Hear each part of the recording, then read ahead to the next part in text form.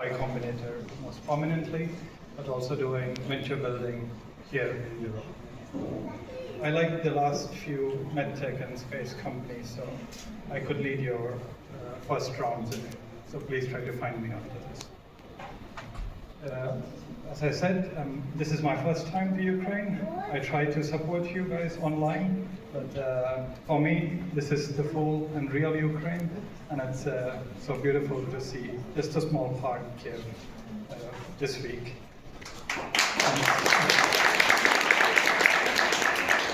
One thing is that please don't clap for things what you're doing. it's not helping me, but I come from the beautiful country of Finland. Originally I'm from India, but I've been living in Europe for 20 years, and today Finland is my home. And we are one of the countries which is trying to support Ukraine, and we have a lot of these shitty countries which are going wrong color, as you can see. And I have been working with drones. What a coincidence, what we need today.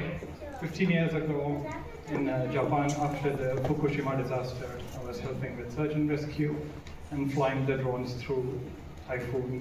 The blue dot is me with the drone. It's a very old picture when I was young. But then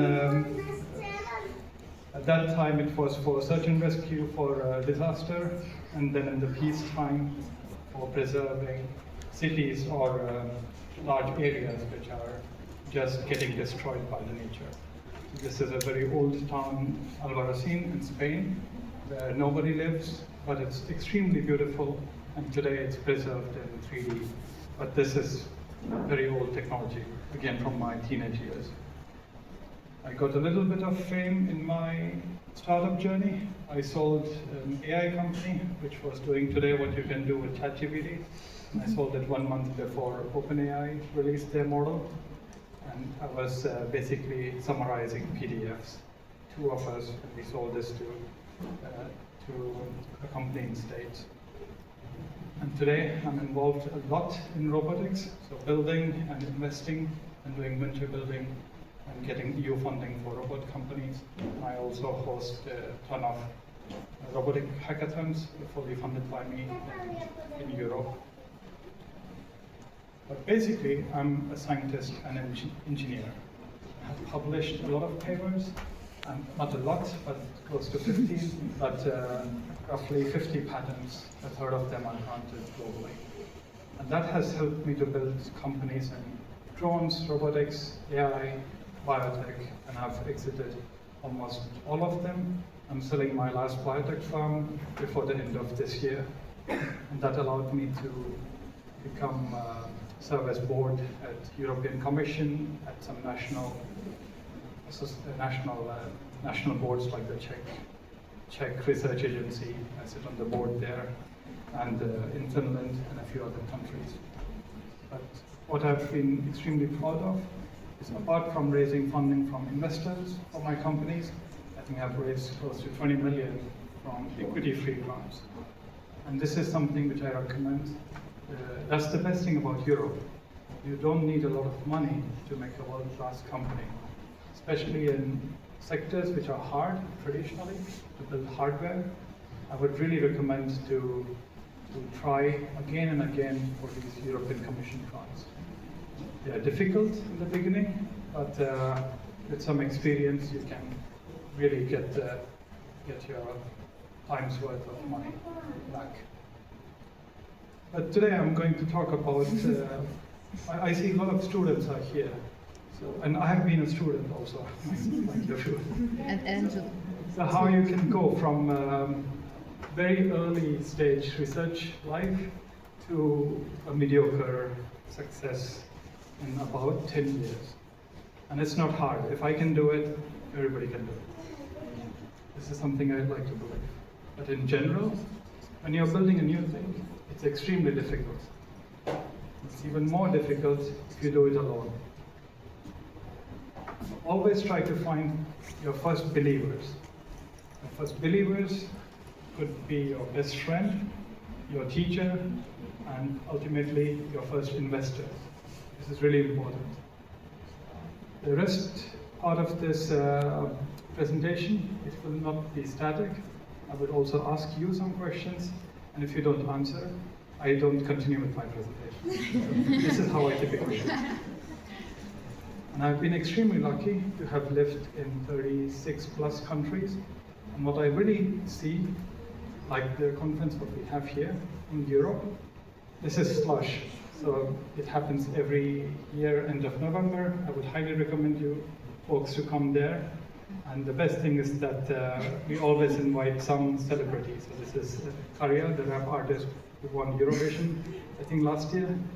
And I will be here again this year, so please try to attend it. And it's very different from conferences in Japan. At the Japanese slush, and I look like everybody else. It's difficult to find. But today, because I've been this kind of serial founder, I invest in research-based companies. The first two are Trilo Bio is an MIT spinoff. I put the first seed ticket. And DeepWalk is an AI company from Utah, and they do iPhone-based infrastructure management. And then latest, I have invested in Y Combinator, roughly 22 companies in my portfolio, valued between 12 million to 180 billion. Anthropic is also one of my first investments. But today, let's talk about how to go from having an idea to making a business. So who here thinks idea is the most important thing in making a business? So the others who have not raised their hands, take a look at the people who have raised their hands. Because they are wrong. So, idea is not the most important. The idea has to be extremely innovative. Am I wrong? I could be wrong. In most of the things I say, I could be wrong, but so far it has worked out in my favor. So just take it with a bit of salt. So now, who thinks innovation is the most important part of building a successful business? Come on, don't be shy. I won't tell you. Just at least we have one person. So now she's wrong. Realization. Sorry? Realization. Yes, if you make your innovation into a product that people buy, if people are innovative. If you take any professor, they have innovative ideas, but they don't have a product. That's not a business. So you really have to make a product which people can buy. And I think that will make a very good business, right? No? One is still missing. Yeah, it looks like some people are nodding yes, some are no. You can have a really great or good product, you think, and your friends. You need a market as well for that product. True. If nobody buys that product, you have made a product. Okay, I'm telling very simple things, but the idea is that as researchers, more often we think that my idea is the best in the world, and I have double PhDs, and everybody will buy it. First of all, as an investor, when I see a board, the leadership of a company filled with PhDs, professors, I'm always wondering who is going to, one, make the product, and second, sell this shit. Because these people are not leaving their desks, they're not leaving their labs. So that's a very big difference when you go from research to business. So try to keep the research in the back of your head, but business starts to take the front row very soon. I have a very practical example from my own life. My first PhD, I was using animals for drug discovery. And as an engineer, I thought I have killed maybe 200 mice, not a lot in my life, amongst other animals, but it was very important for research. And as an engineer, I thought that we are doing these bunch of experiments, and it would be nice to do it on humans, but we are not North Korea, so how do we do that? How can we build, for example, if you're testing a drug which goes through your blood vessel, a small amount of, or small piece of blood vessel using engineering tools. I built this kind of platform which made that idea, kind of research idea, into a product which is now commercially available, I think also the Ukraine. You can just, we have distributors in 21 countries. So it's a very big oversimplification, but people didn't care what are the other things. They remained the same. All the research what our customers did remained exactly the same. The value providing was, in our case, that you don't have to keep a mouse alive for 3 months to do an experiment or dispose of the dead body. It sounds like a small part, but for a customer who has to do tests on hundreds of thousands of animals, then it becomes logistically much more easier, even if the results will be shittier with our platform. Then I have a lot of these random thoughts sprinkled here and there. The team, I have always built companies solo, except my good exit in AI. I had a co-founder, but this is something I would change today. So next year, I will change hats from investor to founder once again, and I'm thinking of starting a big company, just because at Y Combinator I met an investor who is a really good friend of mine now. But for the past 1 year, we have been doing some investments together, and we have the same expectations of building a great company if we would do it together. So then only I thought that, okay, let's build another company. It's very big because when I see founders pitching that, yeah, we will compete with this company which raised $1 billion and I need $100,000, and I'm like a little bit suspicious. Okay, there's a little bit of a difference. How are you going to do it? The team is really critical. But there, of course, we want to have our friends and families don't do that. And the other thing is, team, don't try to look for a person just like you. I have had bad employees, great employees, but the difference between a good employee and a great employee might be 2 to 5 times. A great employee or a team member can do 5 times the amount of work of like a normal employee. But when I would look for a co-founder, then it's an exceptional team member. So exceptional team members, they could be 20 to 100 times better. So there I'm thinking it's not like, I don't mean that they are doing CTO, CSO, CEO, all the jobs, but exceptional co-founders or team members, they are more generalists. So I wouldn't pick, for example, if I'm building a space tech and I'm the CEO with investor background and financials, I wouldn't pick somebody who is great at machining these satellites out of CNC and say that, oh yeah, this guy or girl, they were building their own satellites at NASA, and that's why I'm picking it. I would rather pick a generalist who can find these people. So, and still have a little bit of domain knowledge. So these generalists, we instinctively, we try not to pick them, and often they're difficult to find.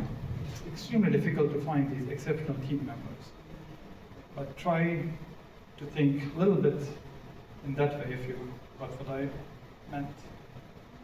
And most of the time, I also see companies pitching to me and saying that they have these great mentors, advisors, and they're going to these 10 incubators at the same time. And I'm thinking, okay, are these mentors working? How many hours do they spend? So I have maybe 26 or 27 portfolio companies. I don't mentor more than 4 of them. If I say that I'm mentoring in 20 companies and still touring the world, how much time am I giving? I'm not giving, I'm not sitting in your meetings every day, not even every week. Once every 3 months you might see me. And it's the same with advisors and incubators. Hundreds of incubators, good, bad, super shitty. If they're not on your cap table and they're not spending every day with you, I'm not interested. At YC we don't look at these fancy metrics. Okay, a lot of blabbering, but then let's say in a very compressed timeline how I got to my first million. This is very, very simplified timeline. I had the latest idea in 2015 for the latest company, and I pitched this idea to AstraZeneca. And AstraZeneca was like, okay, if you can build it, we might buy it. I was like, okay, can you put it on paper that you might buy it if I build it? So, yeah, it doesn't cost us anything, so we will put it on paper. So, perfect. And I went to EU and I said that, hey, I need $500,000 to build this. They're like, who's going to buy it? I said, AstraZeneca. That was perfect. I spent the next 1 year building it, and I told the investors, if you give me $500,000, you will give me $500,000. Wow, that's amazing. Okay, there was a lot of luck involved. So one thing is that when you hear a person like me on stage saying that, yeah, I made X million, the difference between me and you is that I got lucky. Because many times I've heard people say that now it's because you have been working day and night. Everybody works. People who are doing food delivery, they work harder than maybe all of us who are sitting here. So that's something I want to say. Luck is a very big factor which people downplay quite often. You may or may not be able to make your luck. I never made my luck. I just met the right people and they just got impressed by what I said. And after taking that roughly €1 million into the company, I spent the first 2 years just playing around. But then AstraZeneca was like, hey, we saw that you took some money. Are you building that product for us? The product what I showed you to replace that small mouse with this chip, where AstraZeneca would then test their drugs and get some very bad results, but they were okay with that. Because for the first time, they could try something without using an animal. That's how I got my first pharma customer to pay. Now you see the story. I started by convincing AstraZeneca with an idea, and in the end, they bought that idea. And everybody who was involved, they were satisfied that I delivered what I promised. So this is also an anatomy, in my humble opinion, of a good financial round. I didn't promise that I'm going to change the regulation. I'm going to do Series A. I'm going to have 100 companies adopt the solution. Also for young founders who are pitching, when you ask for your first funding or your X funding round, I would like to hear, like many investors, with this money, where will you get to? What are you going to deliver in the next few months or 2 years with this money? You have very big plans, and it's okay, we will look at them later, but what's going to happen immediately after taking this money? So with these people happy, then I was able to convince more investors that, hey, there's this another guy who's ready to give $500,000 if you give me the $500,000. It's a lot of bullshitting back and forth, but people don't worry. Once you have proven that your idea works, then they're not worried about you as being able to execute it. But you have to remember that these investors are getting bombarded with thousands of ideas or thousands of pitch decks. They have to be convinced that you are the person who's going to make this happen. And you are the one who's going to do a return for their fund. 200% return is not a return what an investor expects. So do you know how much a typical VC would expect as a return? 100 times. Roughly 100 to 200 times. So let's say I have a fund of 25 million. I'm putting 50,000 euros in you as the first ticket. At the exit, on the shares which I have in your company, I should get my 25 million back at least. That's an insane return what I'm asking you. And this might sound like fundraising might sound, oh, people are raising funds left and right, they're raising funding. It's a trap. Because if I invest in you, I'm not letting you go till I get my money back, or you are dead. Not literally, but the company is dead. So this is the VC trap. But once you get funding from reputed investors, then it becomes easy. then you have reputation, people believe in what you do, and you start building a team which is believable. And then you have to continue selling. But at that time, I also had the privilege of, because I was working with these large pharma, I had made another tool, another AI tool, which in 4 months also got acquired. And my own investors wanted to invest in this company, but I said, no, it's a fully bootstrapped acquisition, and it adds to your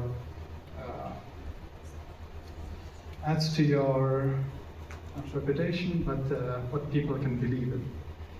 One bad thing is that it can also look as a distraction. What are you focusing on? To be honest, if this was a company which I invested in, I would be really worried. But luckily, I was not the investor. And for this journey, what I'm telling you, because it's a research-based company, the other big thing what I did with roughly 3 million by the time in 2020 is to show that the thing, when I'm saying it's novel, it has to be protected. It's not one patent filed somewhere. Today it's 13 patent families granted. So if somebody says that, yeah, we have found a cure for cancer, and I have one paper, and I will file a patent after the funding, that's not going to hold up in court. You need to have a couple of dozens of patents, which helps you make a wall of protection from other large companies or similar companies. But in this case, with very small equity fund, today this company is getting acquired at the enterprise value of 20 million. It's a very small return, but once you give this kind of return, only then when I say to people, like, yeah, I took the company from 0 to 20, and now I want to build 20 to 100 million. Then it becomes a bit easy to believe in the founder. Okay, he has done the first tens of millions, and I can put a bet that this person is going to make the next 100 million. Not a billion, but maybe 100 is the limit. So this is also something which people or seasoned investors, they really look at what have you done before. This is also very important to understand that when you are pitching today, I just finished school, I'm going to build the next 100 million company. It becomes a bit difficult to believe you before you have shown that have you made the first 100,000 euros. So always try to remember that. And it's okay to take small steps. If it's your first company, it might be worth $1 billion in 5 years, but show how you're going to make the first 100,000 euros. For many people, if you can clarify that for many investors, then we can see the next steps building. But very big reason is why to do all of this. Why do people build companies? Solve problems. Sorry? Maybe to offer solutions to different problems. Okay, but why would you want to build something? Because I want to share my ideas, perhaps. If I have something valuable, which I want other people to see, to use, perhaps, I want to share it with broader audience, perhaps. You're talking about communism, I think. There's some agency, some status.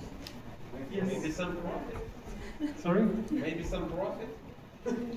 Yeah, it's okay. I'll be very honest. So, people build companies for many reasons, but I believe for 2 main reasons. One is for fame, and second is for money. Yeah. And if you're building a company for any other reason, I think you're lying. So for me, I think it was really about money. I just graduated and I started my first PhD.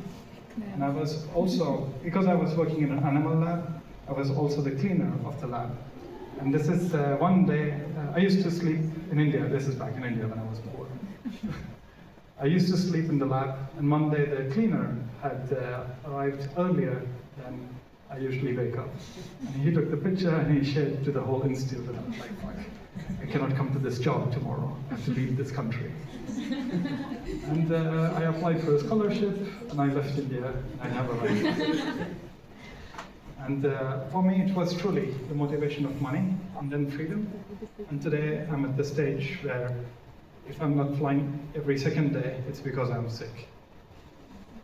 I've been, again, extremely lucky, and I don't regret any of those bad experiences from decades ago, but a lot of good learnings. Be brave, but also don't look at people who are successful as your role models, just get inspired. But always remember, luck was always something that you cannot get, it just happens. But one thing what you can do is avoid mediocrity. So this is something really, really inherent in us, that we see a lot of pats on the back of people like when they are clapping for you. So try to avoid that. And one way how I recognize that how to get out of this trap, especially in the research field, is that I've been a little bit a bright student, and I always thought that, yes, I'm so smart. And this was also my time in Germany and France. I'm not saying that there are not smart people there. But then when I went to ETH Zurich, then I realized that, okay, shit, I'm the dumbest guy there. And everybody was super smart, and they were criticizing all of my research, all of my companies. But that was the point where people were actually being critical. And all the other places, I was like, yeah, is everything okay? Should I improve something? No, no, that was amazing, what an amazing speech. And everybody's just clapping. Today, this doesn't mean anything for me. People are just clapping. If I'm not getting rich or smarter, I don't care. So it's a bad way of saying it, but always try to find a group or a crowd which is much smarter than you. And it is okay to feel stupid as long as you're learning. If they are assholes, then leave that crowd. But if you're able to, if you're mentally, physically good, and you have the capacity, like I keep on building because I'm able to build. So I think if I don't do it, it's a waste of my capabilities. So I would really like to see what you're going to build next. And with this, I can take a few questions if you have.